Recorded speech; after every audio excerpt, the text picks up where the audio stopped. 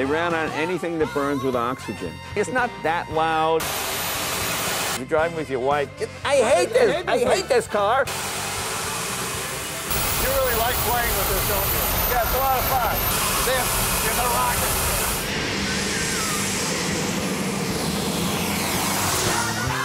Hi, I'm Dennis Gage, and welcome to My Classic Car. We're back out in sometime sunny California to visit Jay Leno. I always love hanging out with Jay. He's always got such cool stuff. Turbine cars, I think that's the theme today. So let's see what's up here. Jay? Jay, hey, Jay! Oh, Dennis, Jay. hey! Oh, it's good to have you good come to by. See you, man. Yeah. Don't let this car come between us. How are you? I'm doing great, man. Good to see you. I didn't call or anything. Well, you know, sometimes it's better to surprise you. Yeah. Well, I love surprises. This is kind of a turbine day here. It is a today. turbine day. Yeah. This is. So let's talk turbines. Okay. Now, a number of years ago, I showed you the turbine motorcycle.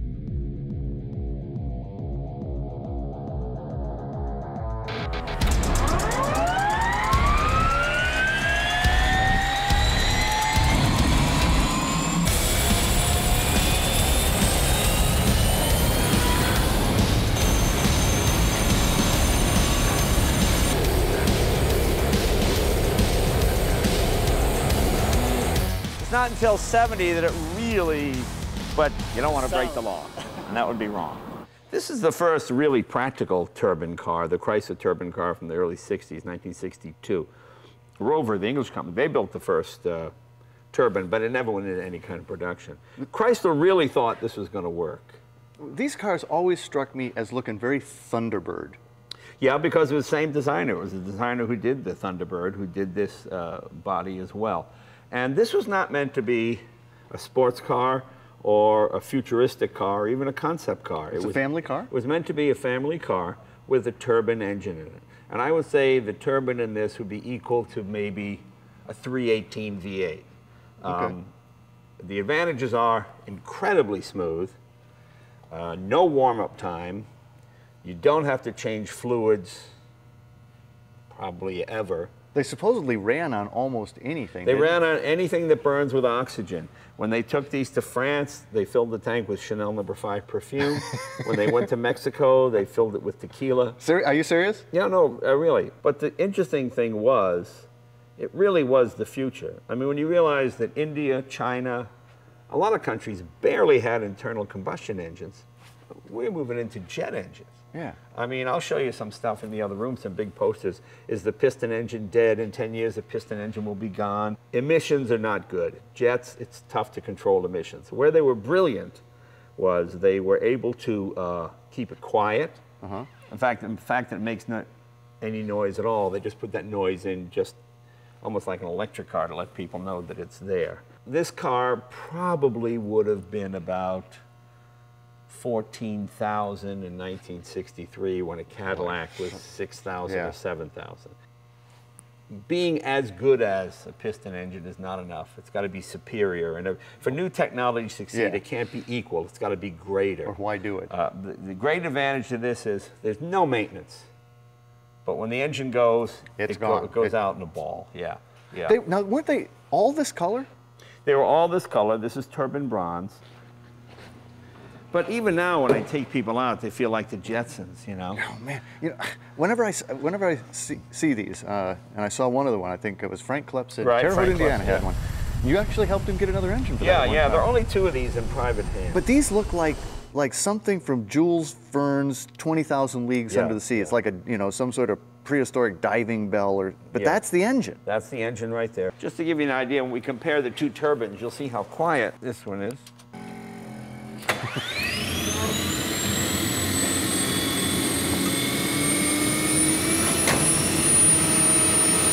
And you go. I mean, so she's up?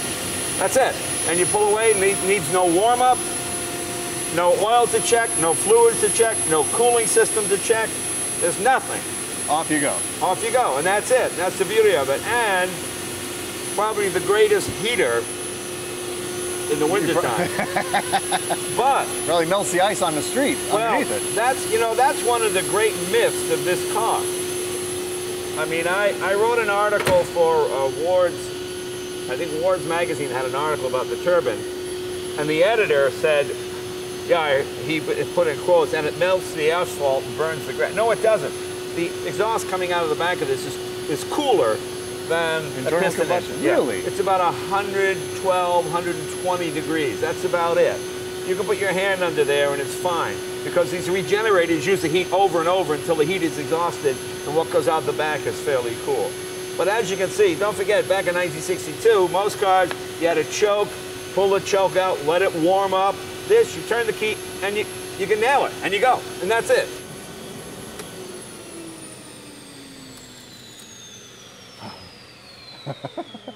I can't believe you just fired up like that. Yeah, you just turn the key and you go. You don't need to touch the fuel, don't need to touch the gas pedal. Now, everything about this, I mean, design-wise, they were, you know, turbine, everything looked like turbines, like even the... Yeah, even look like turbine. Yeah, it does. It has a turbine drive theme. shaft To me, the tunnel most looks like it. successful styling part is the rear end. I love the rear end of Oh, the the car. rear end is And fabulous. it's got cross-ply tires, and it's got drum brakes. I mean, don't forget, it's 1962. Yeah, this with the thrusters, I mean, it's... Yeah. It's phenomenal. But this was a personal size luxury car. And What a great rear end, man. Yeah, oh yeah, and the styling is fairly conservative when you look at some of the crazy stylings of the early 60s with the big fins and all this kind of stuff. Well, they made, like you say, 5 prototypes, 50 for the consumers, but they then crushed. Well, again, this is sometimes the car companies get a bad rap like the EV1. If you're going to go into production with a car, you sell a car to the public, you have to make parts and services available for that car for 7 full years. Right.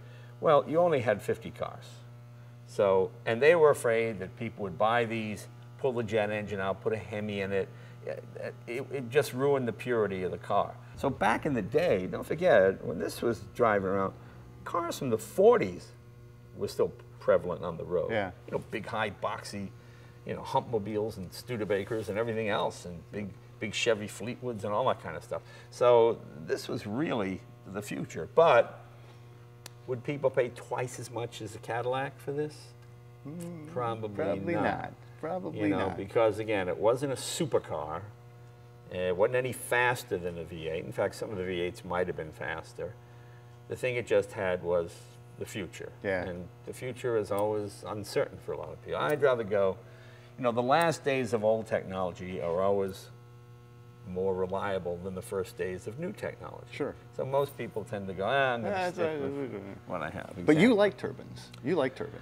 I do like turbines. I think they're a lot of fun. I just like alternative power plants, you know. And actually, we started to build this car because I thought, well, there's no way I'm ever going to be able to get one of the Chrysler Turbine Cars. So let's build our own. Build our own. And as always happens, you know, it's like you never meet any women until you get engaged, you know. Oh, hey. Oh, yeah, all of a Gee, sudden you know, everywhere. I'm seeing someone beautiful.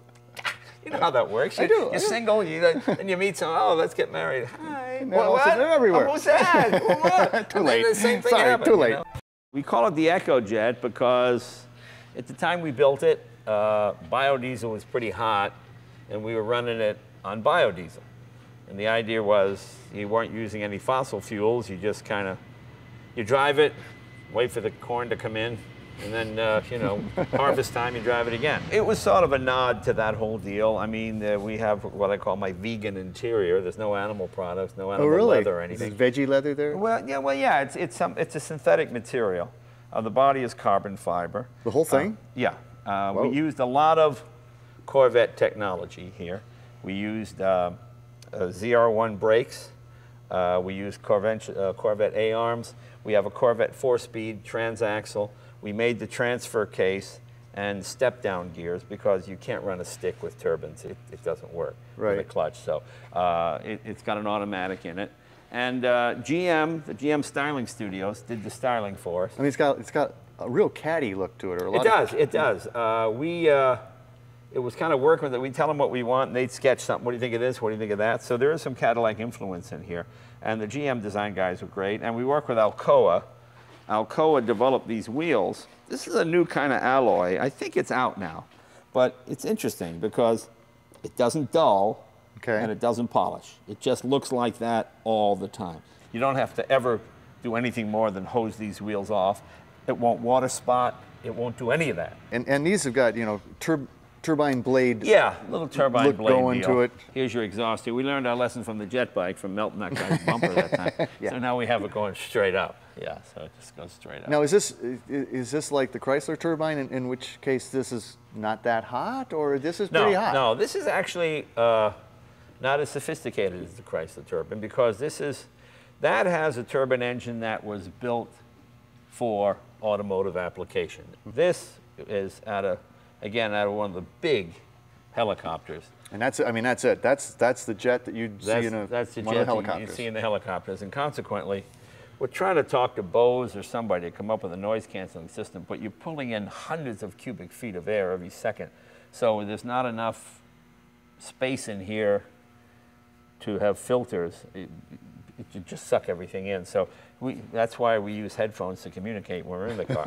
I mean, it's not that loud, but it's loud. It's pretty loud. Yeah, if you're a car enthusiast, it's not that loud. If you're driving with your wife, I hate this car. I hate this. What'd you say, honey? I can't hear you. Yeah. Well, that's one of the managers. Yeah.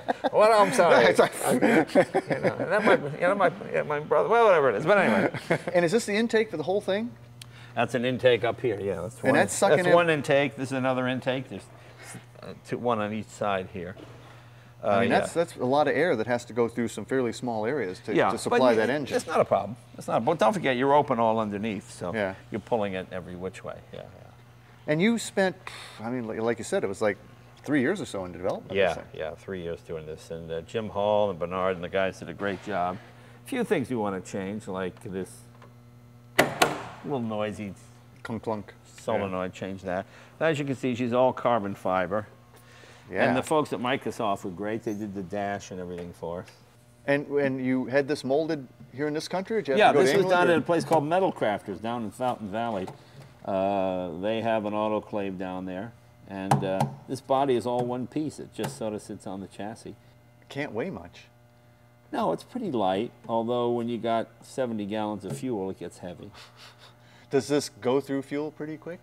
Yeah, I mean, you're looking at, it's how many gallons per hour. You're looking at 8 gallons, maybe 9 gallons per hour, something like that. If you're going down the road and you're doing 80, 90, your mileage is okay. As soon as you stop, you're sucking as much fuel as if you're going 80 or 90. Yeah, exactly. Holy cow.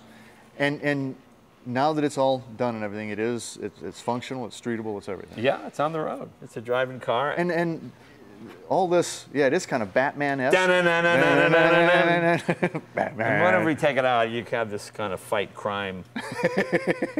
Yeah, I mean, we take it to car shows and things, and it's fun to kind of build your own car. There's your Corvette transaxle down there, coming off the turbine shaft. Holy cow. Through a step-down gear. Like a fairly serious one, because again, this is turning at, again, tens of thousands of RPM. Exactly.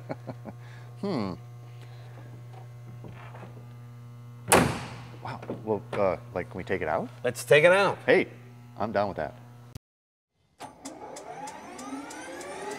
At 15%, we introduce fuel. Ooh, I heard something. Let's go.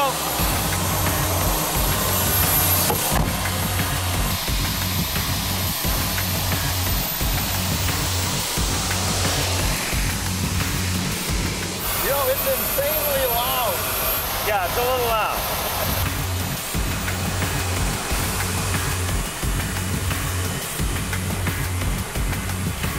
There's probably a stereo in this car is useless. Yeah. But I got a stereo. I noticed that.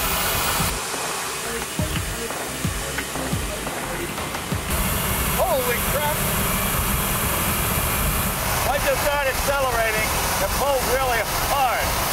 That's a lot of thrust. I'm not even half throttle. This is crazy. This thing is completely crazy. Yeah.